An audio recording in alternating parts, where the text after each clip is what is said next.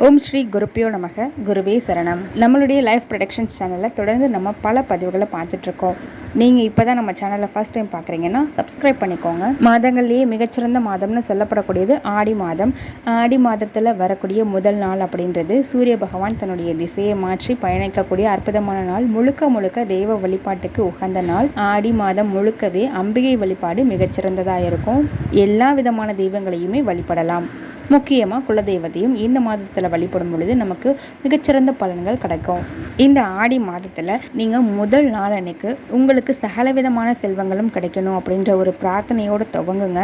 அதோடு மட்டும் இல்லாமல் உங்களுக்கு பண வரவு அதிகபட்சமாக இருக்கணும், பணம் ஃப்ளோ எப்போவுமே இருந்துக்கிட்டே இருக்கணும் அப்படின்றதுக்காக செய்யக்கூடிய ஒரு அற்புதமான தாந்திரிக பரிகாரம். பணத்தை அதிகப்படியாக வசீகரிக்கக்கூடிய ஈர்க்கக்கூடிய தன்மை அப்படின்னு பார்த்தீங்கன்னா சில பொருட்களுக்கு இருக்குது. அதில் ரொம்ப முக்கியமான ஒரு பொருள் அப்படின்னு பார்த்தீங்கன்னா மகாலட்சுமி அம்மன் கடாட்சம் பொருந்திய ஜாதிக்காய்.